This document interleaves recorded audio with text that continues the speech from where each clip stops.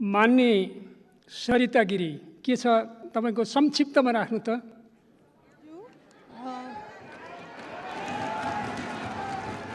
तपाईँ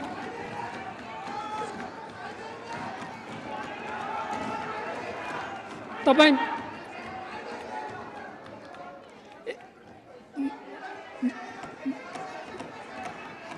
मैले तपाईहरुको कुरा बुझेँ, म रुलिङ गर्छु। रुलिङ गर्नुन्जेल तपाईहरु शान्त भइदिनु होला। प्रतिनिधि सभा नियमावली 2075 को नियम 112 मा उल्लेख भएका संशोधन सम्बन्धी शर्त पूरा नभएकोले तपाईको संशोधन सूचनालाई अस्वीकृत गरिएको छ। तसर्थ तपाईँ बस्नुस्। मैले समय दिएको छैन, तपाईँ बस्नुस्। मैले समय यहाँ बोल्नका लागि दिइसकेको छ। मेरो अनलाइन टिभी, देशको मुहार। माननीय सदस्यहरू, प्रतिनिधि सभाको आजको बैठकको कारबाही प्रारम्भ हुन्छ। सर्वप्रथम माननीय कानुन, न्याय तथा संसदीय मामिला मन्त्री डाक्टर शिवमाया तुम्बा आम्फेलाई नेपालको संविधान दोस्रो संशोधन विधेयक 2077 माथिको दफावार छलफल सदनमा गरियोस् भन्ने प्रस्ताव प्रस्तुत गर्न अनुमति दिन्छु।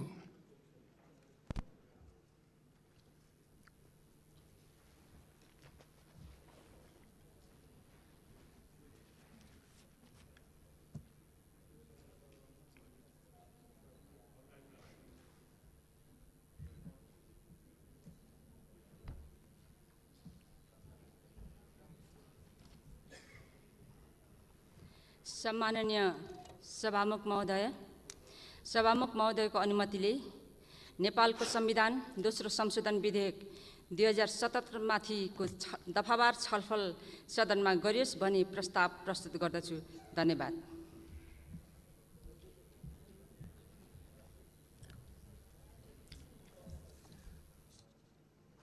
अब नेपालको संविधान दोस्रो संशोधन विधेयक 2077 माथिको दफावार छलफल सदनमा गरियोस् भन्ने प्रस्तावलाई निर्णयार्थ प्रस्तुत गर्दछु। यो प्रस्तावको पक्षमा हुने मान्य सदस्यले हुन्छ भन्नुहोला र यसको विपक्षमा हुने मान्य सदस्यले हुन्न भन्नुहोला। यो प्रस्तावको पक्षमा हुने मान्य सदस्यले हुन्छ भन्नुहोस्। यसको विपक्षमा हुने मान्य सदस्यले हुन्न भन्नुहोस्। हुन्न भन्ने आवाज सुनिएन। तसर्थ नेपालको संविधान दोस्रो संशोधन विधेयक 2077 माथिको दफावार छलफल सदनमा गरियोस् भन्ने प्रस्ताव सर्वसम्मतिले स्वीकृत भएको घोषणा गर्दछु।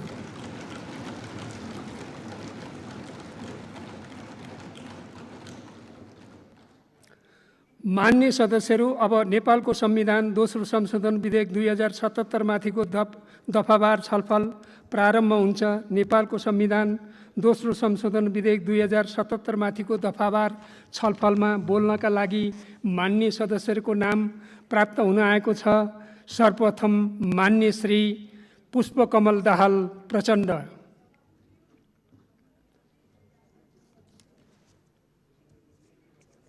मान्य सरिता गिरी, के छ तपाईको संक्षिप्तमा राख्नु त।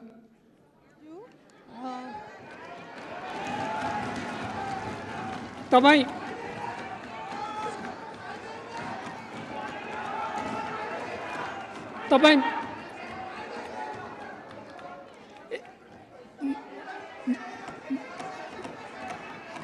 मैले तपाईहरुको कुरा बुझेँ, म रुलिङ गर्छु। रुलिङ गर्नुन्जेल तपाईहरु शान्त भइदिनु होला। प्रतिनिधि सभा नियमावली 2075 को नियम 112 मा उल्लेख भएका संशोधन सम्बन्धी शर्त पूरा नभएकोले तपाईको संशोधन सूचनालाई अस्वीकृत गरिएको छ। तसर्थ तपाईँ बस्नुस्। मैले समय दिएको छैन, तपाईँ बस्नुस्। मैले समय यहाँ बोल्नका लागि दिइसकेको छ। बस्नुस्। मैले रुलिङ गरिसकेँ। मैले अस्वीकृत गरेको जानकारी दिएँ। तपाईँ बस्नुस्। मान्य सदस्य अगाडि जानुस्।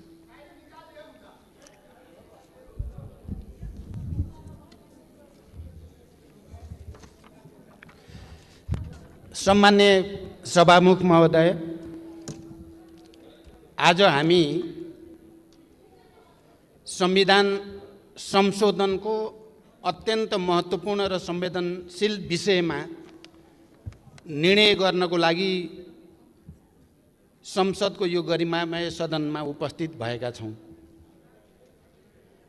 केही वर्षदेखि मुख्यतः नेपालमा शान्ति र परिवर्तनको एउटा नयाँ युगलाई जन्म दिने प्रक्रियामा नेपाली जनताले, नेपालका राजनीतिक दलहरू र नेताहरूले एउटा नयाँ संस्कृति र परम्पराको विकास गरेका छन्।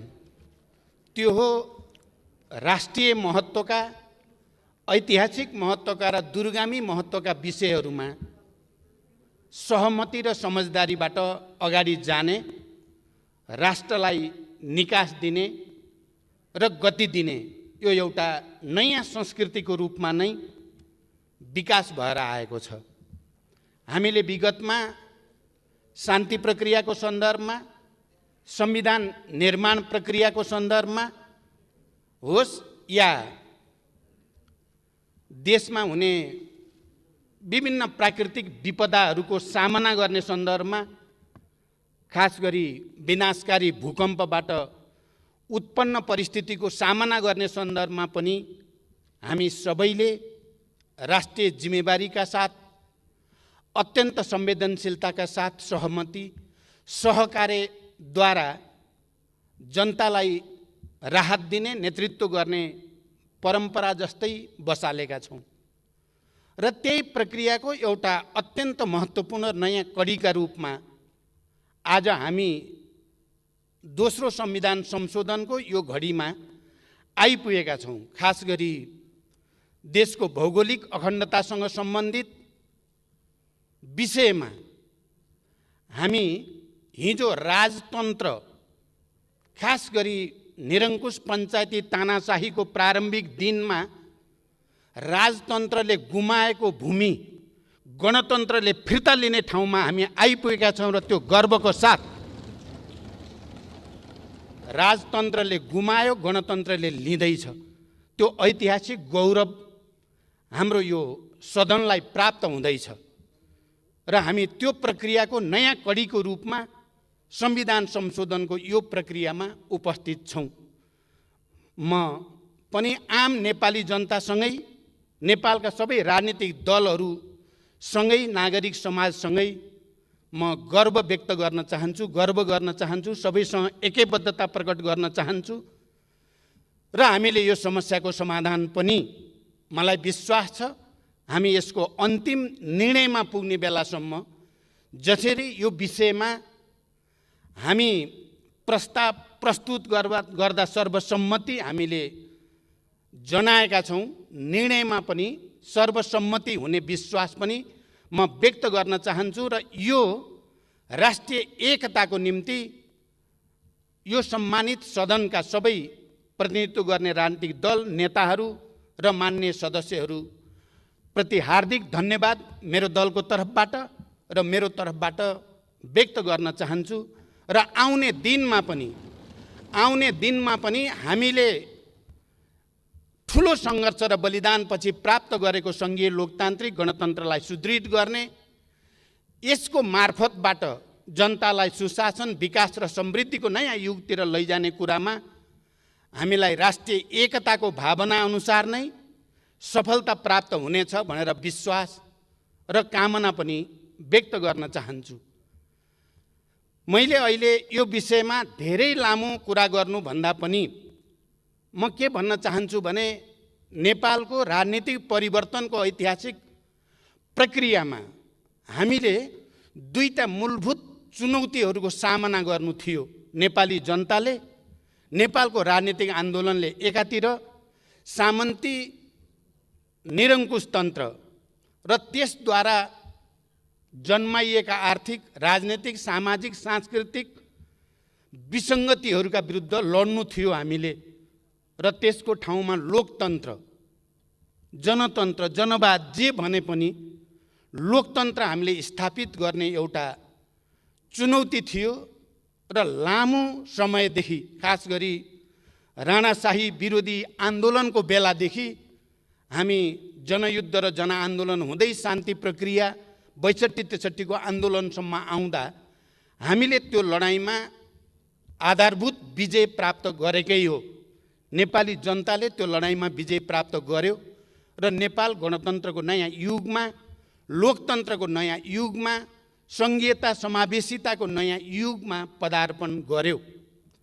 र नेपाली जनताको अगाडि र हामी सबैको अगाडि अर्को एउटा मुद्दा भनेको राष्ट्रिय स्वाधीनतालाई सुदृढ गर्नु, हाम्रो भौगोलिक अखण्डतालाई रक्षा र सुदृढ गर्नु र सबै खाले वैदेशिक दबाव हस्तक्षेपबाट उन्मुक्त नेपाल निर्माण गर्ने दायित्व पनि नेपाली जनताको समूह इतिहासले सुम्पेको एउटा गहन र दूरगामी जिम्मेवारी थियो। मलाई लाग्छ आज हामी जे निर्णय गर्न जाँदैछौँ त्यही दोस्रो ऐतिहासिक मुद्दालाई फैसला गर्ने, दोस्रो ऐतिहासिक चुनौतीको सामना गर्ने र नेपालको राष्ट्रिय स्वाधीनतालाई सुदृढ गर्ने, भौगोलिक अखण्डतालाई सुदृढ गर्ने एउटा महान अभियानकै क्रममा हामी यहाँ आइपुगेका छौँ।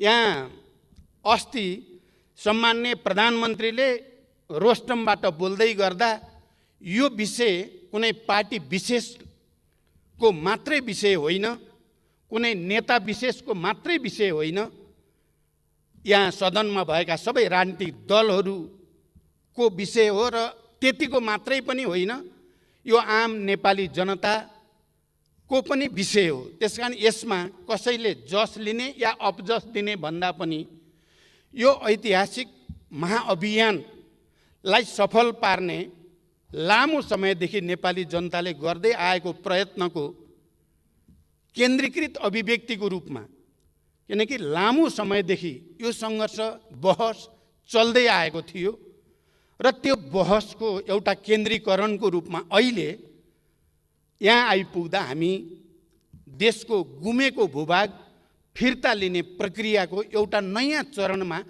हामी आइपुगेका हौँ।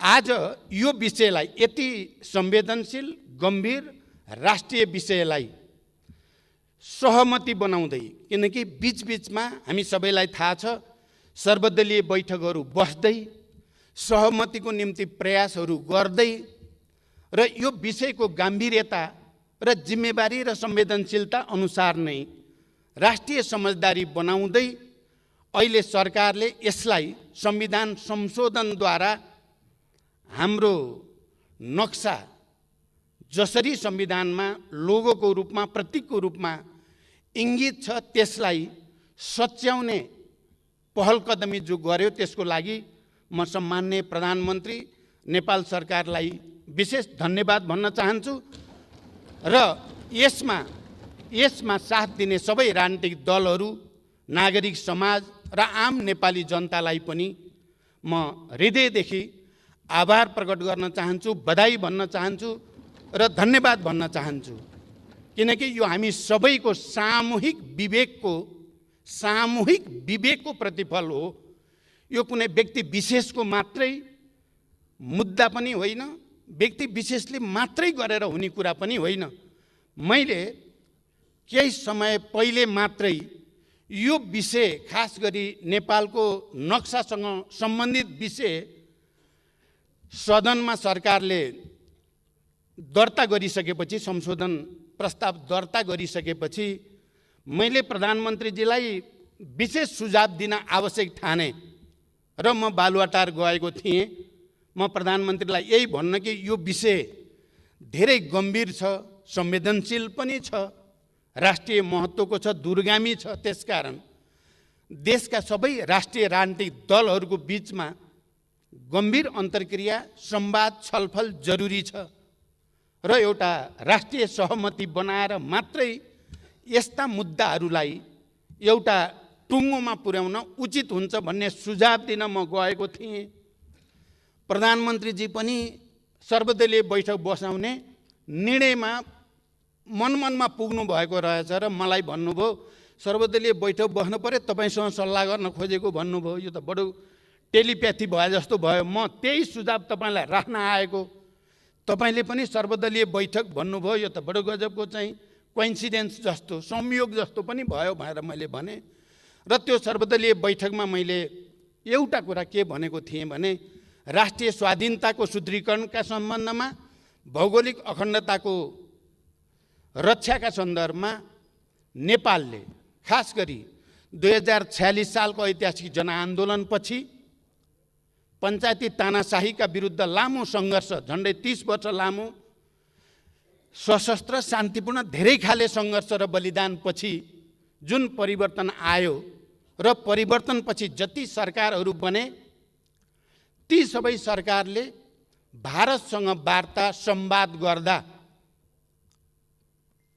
प्राय सबैले हिजोका असमान सन्धि सम्झौताको पुनरावलोकन, परिवर्तनका बारेमा कुरा उठाउने गरेको र 62-63 को आन्दोलनपछि जति पनि प्रधानमन्त्रीहरू बनियो, हामी सबैले एउटा मात्र होइन, सबैले नै जुनसुकै राजनीतिक दलको तर्फबाट प्रधानमन्त्री भए पनि ती सबै प्रधानमन्त्रीहरूले नेपालको भूगोलको सम्बन्धमा, नेपालको सिमानाको सम्बन्धमा बडो गम्भीर ढङ्गले प्रश्नहरू उठाएको र संयुक्त वक्तव्यमा या समझदारीहरूमा भारत सरकारसँग ती विषयहरू उल्लेख हुने गरेको इतिहास बडो प्रष्टसँग देखिएको छ।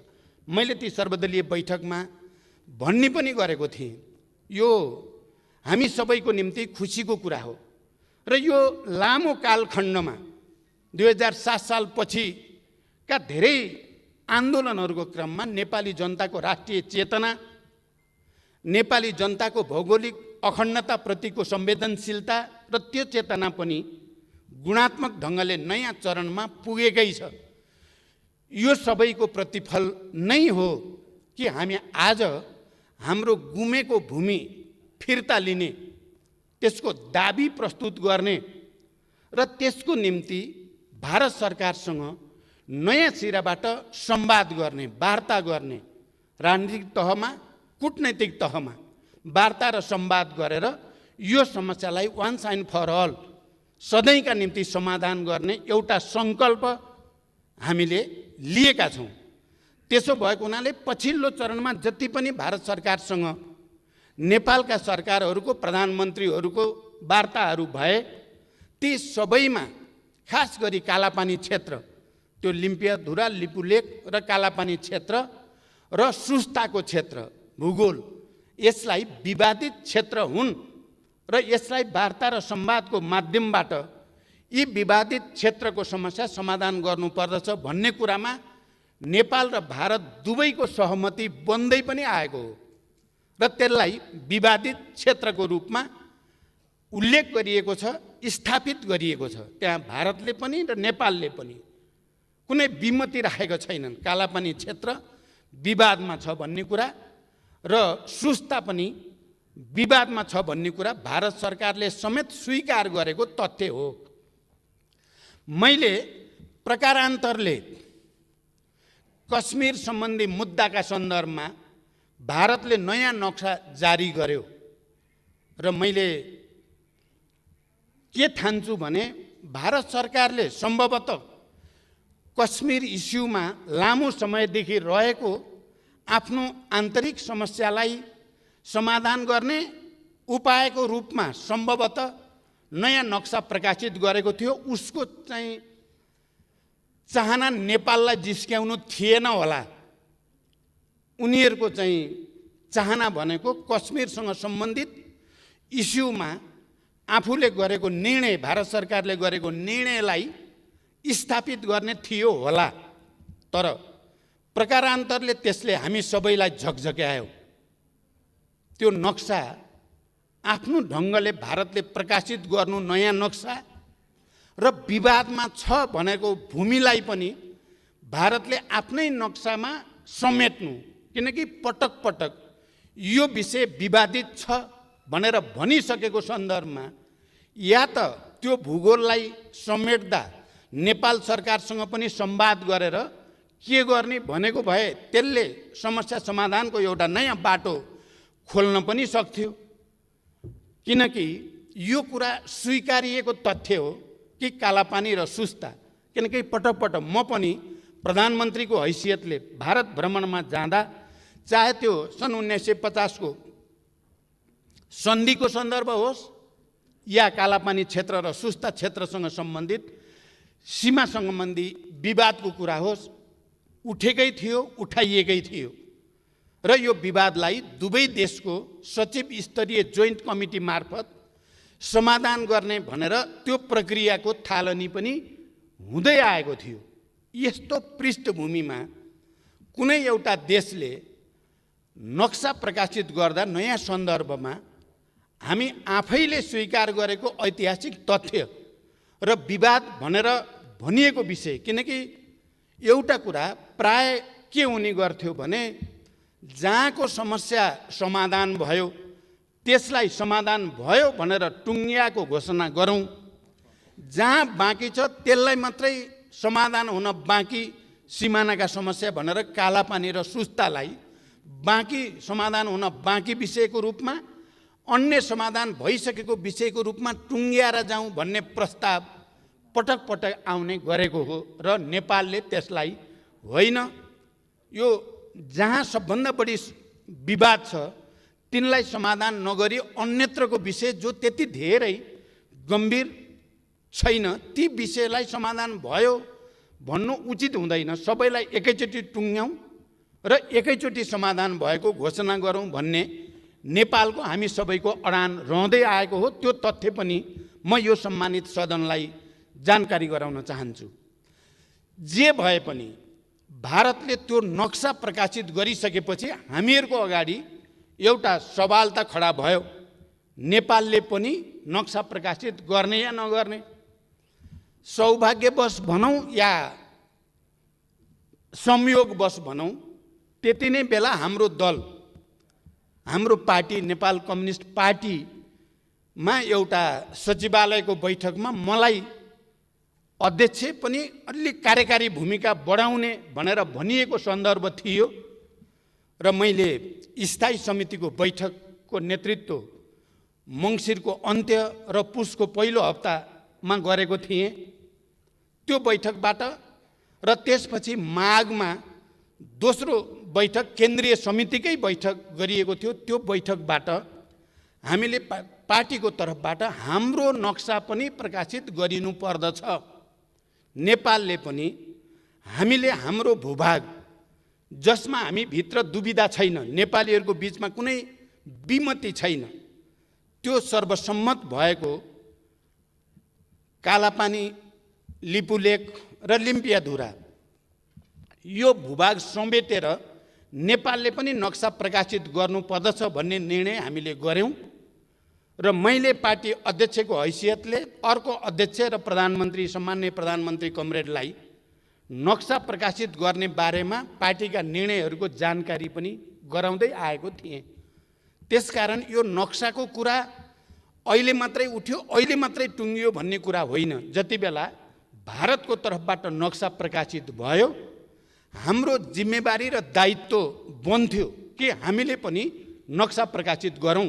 हाम्रो ऐतिहासिक भूभाग समेटिएको सुगौली सन्धिद्वारा निर्धारित सिमानालाई समेटेर हामीले नक्सा प्रकाशित गर्ने कुरामा लागिराखेका थियौँ। अहिले प्रधानमन्त्रीजीले भनिराख्नु भएको छ, हामी त्यति बेलादेखि नै यो प्रक्रियाको तयारीमा चाहिँ लागेका थियौँ र मैले सर्वदलीय बैठकमा नि भनेको थिएँ। आज म सभामुख महोदय, यो सम्मानित सदनलाई पनि प्रश्न गर्न चाहन्छु कि सर्वदलीय बैठकको बेलामा पनि हामीले नक्सा प्रकाशित गर्नुको साथसाथै भारतसँग वार्ताको निम्ति, संवादको निम्ति पहल बढाएर लानुपर्ने हुन्छ। मैले प्रधानमन्त्रीजीले ड्राफ्ट गरेको डिप्लोमेटिक नोट मलाई पनि पढ्ने अवसर प्राप्त भयो। प्रधानमन्त्रीजी र मैले सँगै पनि त्यसलाई हेऱ्यौँ। त्यो बडो जिम्मेवारपूर्ण भाषामा स्ट्रङली वार्ताको निम्ति अपिल गरिएको छ र त्यो वार्ता प्रधानमन्त्री लेभलमा त राजनैतिक खालको वार्ता हुन सक्छ, तर हाम्रो जोइन्ट कमिटी लेभलमा चाहिँ फेरि गम्भीर वार्ता गरेर यो समस्या समाधान गर्नुपर्छ भनेरै लेखिएको थियो र मलाई विश्वास थियो छिटै वार्ता हुन्छ र नक्सा प्रकाशित गर्नुभन्दा अगाडि नै वार्ता भएर समस्याको समाधान भयो भने त्यो धेरै राम्रो कुरा हो। कहीँ न कहीँ त्यसका विभिन्न विकल्पहरूमाथि छलफल सुरु भयो भने पनि त्यो ऐतिहासिक कुरा नै हुन्छ भन्ने मेरो विश्वास पनि थियो। तर वार्ताको प्रक्रिया चाहिँ अगाडि बढ्न सकेन। मैले पटक पटक पठाइएका चिठीहरूको बारेमा पनि सरकारबाट जानकारी पाइरहेकै थिएँ, तर वार्ताको प्रक्रिया सुरु हुन सकेन र बरु उल्टै भारतको एकजना जिम्मेवार नेता र सरकारका जिम्मेवार मन्त्रीबाट त्यही विवादित भनिएको भूमिबाट जाने गरी बाटो निर्माणको उद्घाटन भयो। त्यो उद्घाटन पनि लकडाउनको बेलामा। त्यो वार्ताको बारेमा नेपालले प्रस्ताव अगाडि बढाइरहेकै थियो। त्यसको बारेमा सकारात्मक पहल र त्यसको निम्ति तत्परता प्रदर्शन गर्नुको सट्टा झन् उल्टै त्यही भूमि छिरेर मानसरोवरसम्म जाने बाटोको उद्घाटन गरिदिँदा हामी सबैलाई अझ बढी उद्वेलित, अझ बढी तरङ्गित र आम नेपालीहरूको राष्ट्रिय भावनालाई त्यसले अलिअलि चुनौती दिए जस्तो पनि, अलिकति उद्वेलित बनाए जस्तो पनि हामी सबैलाई महसुस भयो नै। त्यसकारण मैले सर्वदलीय बैठकमा पनि भनेको थिएँ र आज म यो सम्मानित सदनलाई पनि भन्न चाहन्छु, प्रकारान्तरले त्यो नक्सा प्रकाशित गरेर र त्यो बाटो उद्घाटन गरेर भारतले हामी नेपालीहरूलाई एकताबद्ध हुन, आफ्नो गुमेको जमिन फिर्ता लिनको लागि अगाडि बढ्न नकारात्मक रूपले जो चुनौती दियो, म त्यसको लागि ती मन्त्रीहरू भारतका र ती नेताहरूलाई धन्यवाद पनि भन्न चाहन्छु। इतिहासको जिम्मेवारी पुरा गर्नको लागि हामीलाई घचघच्याउनु भयो तपाईँहरूले। तपाईँहरूले त्यसो नगरेको भए हामी त अलि अर्कै तरिकाले समस्या समाधान गर्न चाहेका थियौँ। वार्ता संवादकै बाटोबाट नै यो समस्याको समाधान होस् भन्ने चाहेका थियौँ।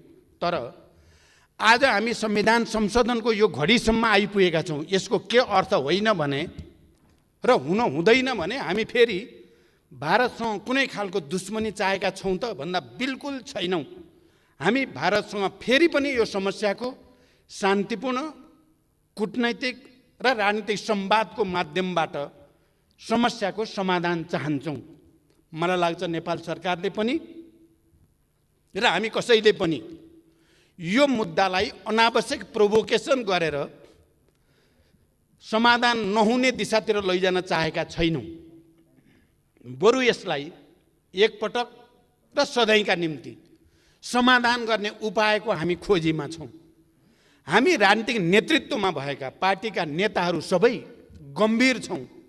यो परिस्थिति नआइदिएको भए हुन्थ्यो। यो परिस्थिति आउनुभन्दा अगाडि नै वार्ता र संवादबाट समस्याको समाधान गर्न सक्नु पाएको भए हुन्थ्यो। हाम्रो तर्फबाट हामीले प्रयास नगरेको होइन। हाम्रो तर्फबाट हामीले अधिकतम प्रयास अन्तिम समयसम्म पनि गरेकै छौँ। आज संविधान संशोधन मार्फत हामीले संविधानमा यो लोगोलाई अहिले नयाँ नक्सा अनुसार अपग्रेड गरे पनि, संशोधन गरे पनि हामी भारत सरकारसँग फेरि पनि विनम्रतापूर्वक आग्रह गर्न चाहन्छौँ। हामी मित्रता चाहेका छौँ। हामी असल छिमेकीको एउटा नयाँ सम्बन्धको युगतिर लान चाहेका छौँ। हामी विकास र समृद्धिको नयाँ युगतिर नेपाललाई लान चाहेका छौँ र यसमा भारतको मैत्री र सहयोग अपरिहार्य छ। त्यसकारण म के भन्न चाहन्छु भने आज यो सम्मानित सदनबाट यो निर्णय सर्वसम्मत रूपबाट हुनु भनेको भारतसँग दूरी बढाउनु चाहिँ होइन, बरु भारतलाई यो समस्या समाधानको निम्ति अझ बढी घचघच्याउनु, उहाँहरूलाई अझ बढी प्रेरित गर्नु, उहाँहरू यो समस्याको सत्य तथ्यका आधारमा, ऐतिहासिक तथ्य तथ्याङ्क दस्तावेजका आधारमा समस्याको सदाका लागि समाधान गरेर एउटा असल मैत्रीको एउटा नयाँ चरणतिर लैजानको लागि एउटा वातावरण बनोस् भन्ने हाम्रो चाहना छ। म नेकपाको तर्फबाट यो कुरो बडो प्रष्ट भाषामा भन्न चाहन्छु। हामी हाम्रा छिमेकीहरूसँग, भारतसँग, चीनसँग एउटा सुमधुर मैत्री सम्बन्ध, सन्तुलित र हाम्रो स्वतन्त्र असंलग्न परराष्ट्र नीति अनुसारको एउटा नयाँ सम्बन्ध विकास गरेर हामी नेपाली जनताको समृद्धि र विकासको आकाङ्क्षालाई सम्बोधन गर्न चाहेका छौँ। र हामीले यहाँ आज राष्ट्रिय सहमति हो। यद्यपि हामी विचारधारात्मक रूपमा, राजनैतिक रूपमा विभिन्न पार्टीका छौँ, विभिन्न राजनीतिक दलमा छौँ, विभिन्न दर्शनका अनुयायीहरू छौँ, तर नेपालको यो राष्ट्रिय मुद्दामा हामी सबै एक छौँ, सबै दलहरू एक छौँ। हामी सबै वर्ग, जाति, क्षेत्र, लिङ्ग, समुदायका नेपाली जनता हामी एक ठाउँमा छौँ। यो सन्देश हामीले भारतलाई चाहिँ कुनै किसिमले भारतलाई अप्ठ्यारो पार्नको लागि यो एकता प्रदर्शन भएको होइन। बरु भारतले हाम्रो समस्या ठिक ढङ्गले बुझिदियोस्, नेपाली जनताको भावनालाई, नेपाली जनताको चाहनालाई भारतले राम्रोसँग विचार गरिदियोस् भन्ने एउटा सन्देश प्रवाह गर्न चाहेका छौँ। र अन्ततः हामीलाई थाहा छ समस्याको समाधान संवाद र वार्ताबाटै हुने हो। हामी यसलाई योभन्दा पर चर्काएर कसैलाई पनि फाइदा छैन भन्ने कुरामा हामी सचेत छौँ। हामी त्यस्तो कुनै दुविधामा छैनौँ, हामी त्यस्तो कुनै बचकाना आवेगमा छैनौँ कि हामी निहित राजनीतिक स्वार्थको निम्ति यस्तो राष्ट्रिय संवेदनशील र ऐतिहासिक मुद्दामा खेलबाड गर्ने नेतृत्व हामी होइन। यदि हामी त्यस्तो हुन्थ्यो भने हामीले नेपालमा यो परिवर्तन सम्भव तुल्याउन सक्ने थिएनौँ। हामीले नेपालमा शान्तिको एउटा नयाँ उदाहरण विश्व सामु प्रस्तुत गर्न सक्ने थिएनौँ। हामीले यो परिवर्तनलाई यो स्तरमा ल्याउन सक्ने थिएनौँ। त्यसकारण अहिले फेरि एकचोटि हामीले विश्व सामु एउटा सन्देश दिएका छौँ। हामी नेपालीहरू नेपालको राष्ट्रिय मुद्दामा, ऐतिहासिक मुद्दामा एक ठाउँमा खडा हुन्छन्। हिजो पनि हामीले त्यो साबित गरेका हौँ, आज पनि हामीले त्यो साबित गरेका छौँ र मलाई विश्वास छ भोलि पनि हामी राष्ट्रिय मुद्दामा एकजुट भएर नै विश्वलाई एउटा सन्देश दिइराख्नेछौँ। म भारतको सरकार, त्यहाँका राजनीतिक नेताहरू, राजनीतिक दलहरू, त्यहाँका बुद्धिजीवी, त्यहाँका पत्रकारहरूलाई पनि नेपाली जनताको यो भावना र संवेदनशीलतालाई गम्भीरतापूर्वक लिइदिन म हार्दिक रूपले आग्रह गर्न चाहन्छु। हामी योभन्दा बढी यो विषय नतन्कियोस्, बरु यो बिन्दुबाट वार्ता संवादको एउटा नयाँ युगको सूत्रपात होस् र त्यसले हाम्रा बिचमा भएका समस्याहरूलाई स्थायी रूपले समाधान गर्ने एउटा वातावरण बनोस् भन्ने हाम्रो चाहनालाई म व्यक्त गर्न चाहन्छु। मलाई आज यति बोल्दै गर्दा विशेष गर्वको महसुस भएको छ, किनकि हामीले 12 बुँदे समझदारीदेखि शान्ति सम्झौतासम्म आउँदा जुन राजनीतिक संस्कार हामीले सूत्रपात गर्यौं त्यो र भूकम्पको बेलामा हामीले जे भन्यौं र गर्यौं, त्यो संविधान बनाउने बेलामा हामीले जे भन्यौं र गर्यौं त्यो सबै, र अहिले यो विषयमा हामीले जुन एकता प्रदर्शन गरे यो सबैले नेपाली कल्चर, नेपालको मनोविज्ञान, नेपाली भावना, नेपाली चेतनालाई अभिव्यक्त गरेको छ। मैले यो सदनमा आउँदै गर्दा बाटोमा मेरो स्टाफ साथीले भन्नुभयो, कोहीले भनेका छन् रे, लौ पार्टीहरूले त देश बचाउन सक्ने भएनन्, अब फेरि सामन्तहरू नै आउन पर्यो भनेर पनि प्लेकार्ड बोकेका छन् अरे भनेर सुनाउनु भयो मलाई। मैले त्यसो भएर आज सुरुमै भने राजतन्त्रले गुमाएको जमिन गणतन्त्रले फिर्ता ल्याउँदैछ। खबरदार, नेपाली जनतालाई भ्रमित गर्ने कहीँ कतैबाट कुत्सित प्रयास नहोस्। आज 21औं शताब्दीमा ठुलो सङ्घर्ष र बलिदानबाट खारिएर आएको नेपाली जनता कसैको भ्रमको पछि लाग्ने छैनन्। बरु राष्ट्रिय एकताको साथ हामी यो मुद्दालाई पनि र अहिलेको कोरोना महामारी जो विश्वव्यापी रूपमा देखा परेको छ त्यसको पनि राष्ट्रिय सहमतिको साथै सामना गरेर हामीले देखाउने छौँ। मलाई शान्ति सम्झौताको एउटा हस्ताक्षरकर्ताको हैसियतले 7 दलको तर्फबाट तत्कालीन प्रधानमन्त्री गिरिजाप्रसाद कोइराला र मैले यसै हलमा हस्ताक्षर गरेका थियौँ। त्यो दिन पनि मैले सम्झिन चाहन्छु। र सुशील कोइराला प्रधानमन्त्री हुँदा मैले अपोजिसन लिडरको हैसियतमा यसै रोस्टमबाट उठेर म अब अपोजिसनको भूमिकामा रहन्न, तपाईँ अगाडि बढ्नुहोस्, यो भूकम्पको त्रासदीबाट नेपाली जनतालाई राहत दिन हामी एक छौँ, एक हुनेछौँ भनेर मैले यहीँबाट अपिल गरेको थिएँ। आज यो राष्ट्रिय मुद्दामा पनि म त्यही एकताको निम्ति सबैसँग अपिल गर्न चाहन्छु। धमिलो पानीमा माछा मार्ने हामी कसैले पनि प्रयास नगरौँ, राष्ट्रिय मुद्दामा राष्ट्रिय गम्भीरता प्रदर्शन गरौँ भन्न चाहन्छु।